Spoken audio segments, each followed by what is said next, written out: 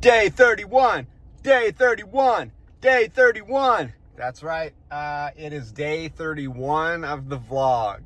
I have made it officially 1 full month of doing the vlog. I didn't necessarily start on the first of a month. I just kind of started. So here we are 31 days later, which is, a lot of the longest form of a month would be 31 days. So today, I wish I could do a little bit more as far as celebrate the stuff that kind of happened over the first month by doing a lot of those things, by screenwriting, by doing some acting stuff, by doing some thrifting.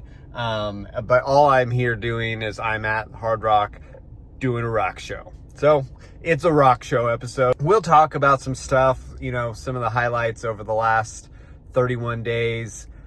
Stuff that that I've noticed about the vlog here and what it's doing for me personally, and we'll talk about doing this show. Today we have Steel Panther.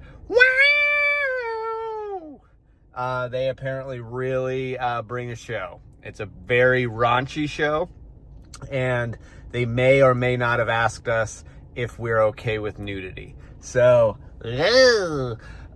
things could get a little saucy tonight.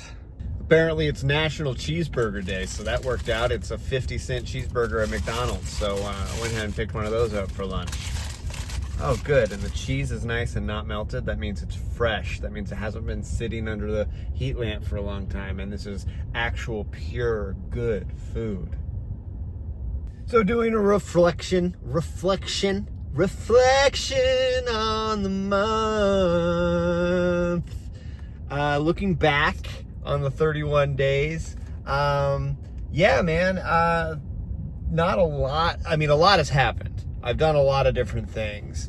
And so look back on the last 31 days. Go back to the first episode if you haven't been watching the whole time. And just watch through the catalog, please. It'll help out tremendously. And you'll see that I started it out. I had a job at a restaurant, and I left that job at a restaurant. So I went through that process. You heard me talking about that and the things that go on there. I have done several rock shows in that time. Gotten to go to 2 networking events. Went to a WriterCon. I went to WriterCon and I spoke at WriterCon and met some other screenwriters and got to speak with some aspiring screenwriters and people who really want to know more about it. So that stuff was cool and good. Also, this whole process, this whole thing about documenting my days and the things that go through my days has been really nice for a few reasons. One, I've talked about it on the show. I live with bipolar disorder, and we're always talking about ways to track our moods, to try to keep track of things, because with bipolar disorder, you'll have basically it sounds bipolar, it sounds like 2 states of mind, but really there's 3 places you can be. You can be up, down, or in the middle. And in the middle is where we want to try to stay as much as possible. We want to use our medication and our therapy to keep us baseline, keep us in a good state where we're just doing all right. We're doing good. We're happy. We're not over elevated, and we're not sunk low to where we just want to erase from life. So we want to stay there. So one way I do it is I use my Apple Calendar, and I have 3 different calendars in it, and I have a calendar for mania, for depression, and for baseline. And if I'm feeling up, I log it as a moment or a day for an up moment or a day, or if I'm down, I log it for down, for a depressive day.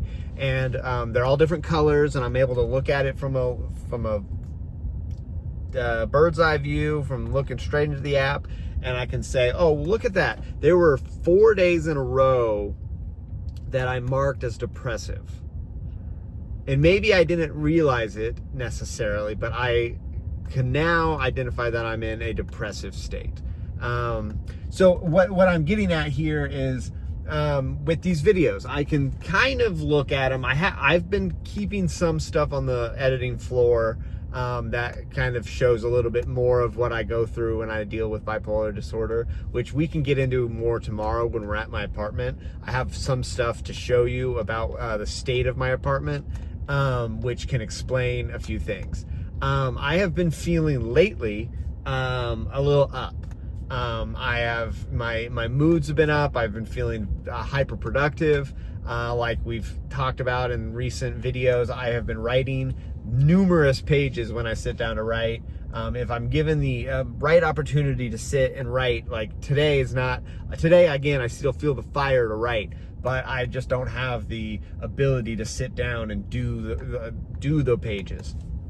But if I was at home, I would probably be spending a lot more time on that.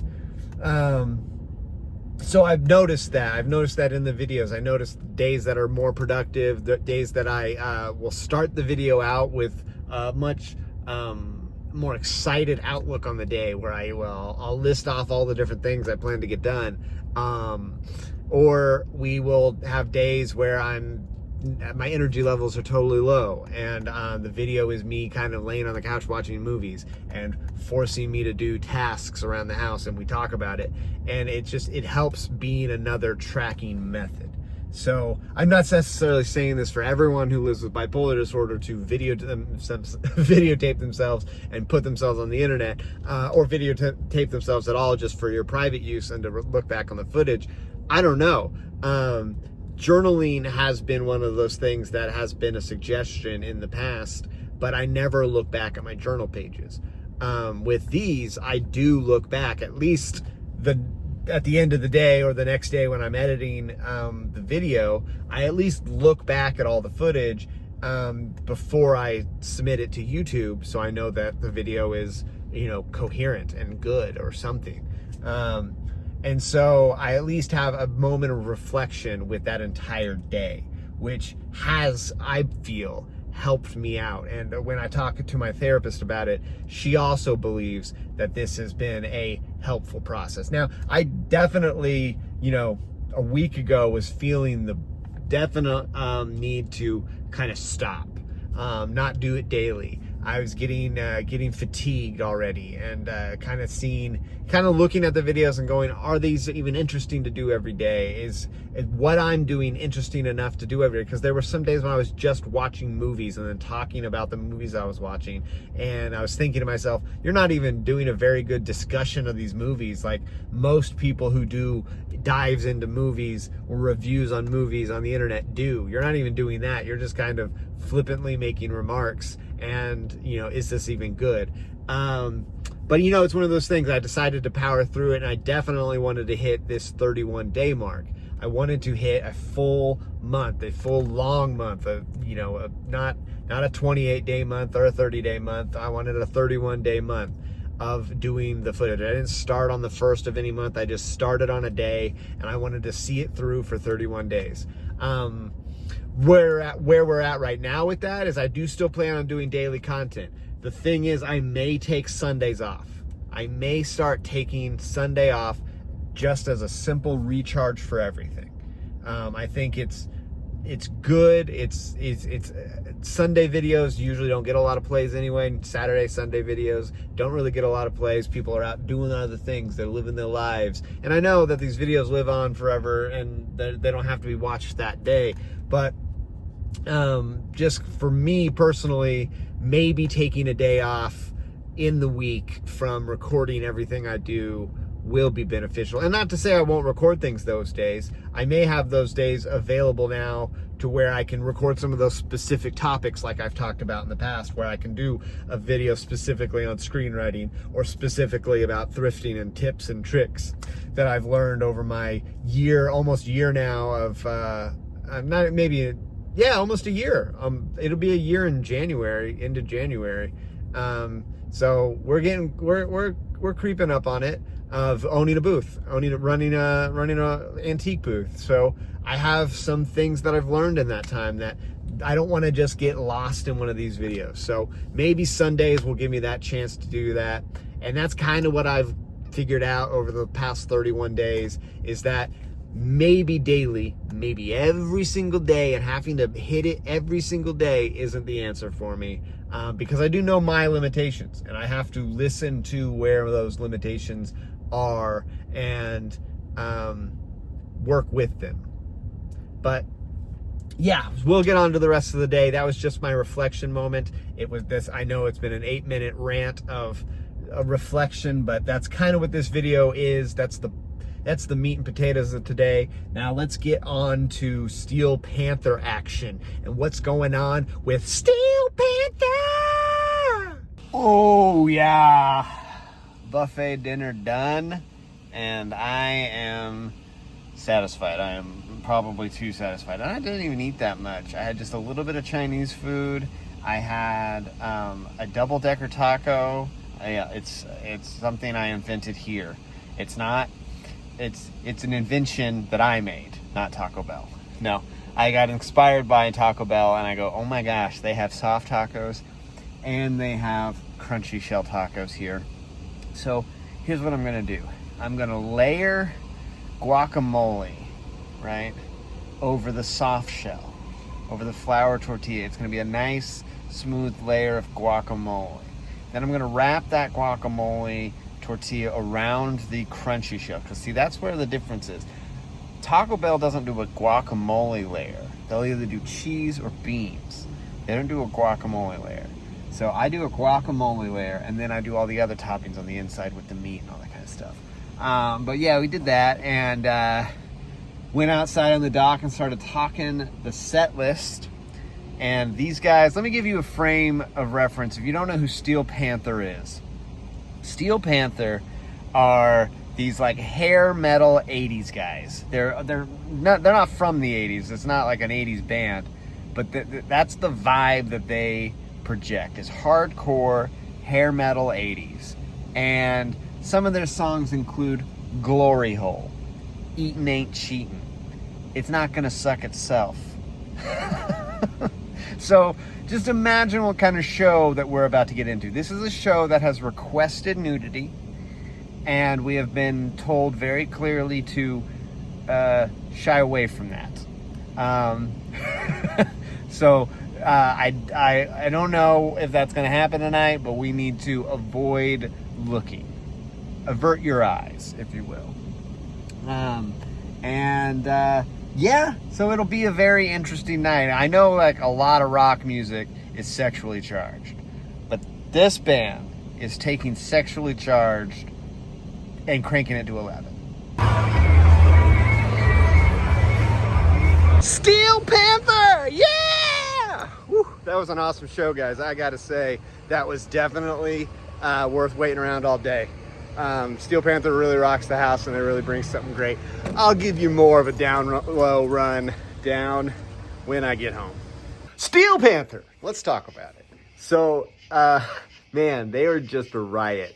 Every single song was raunchy. Every single song. And the crowd was singing the lyrics, which just kind of, you know, I understand that from like a radio played band, a band that you hear, you know, and most of the acts that we have come through are classic rock or classic country or something that's been around for a while. So when I look in the crowd and I see people singing the songs, I get it. I understand that, you know, it's been around, and I don't know how long Steel Panther has been rocking. I think they said 30 years.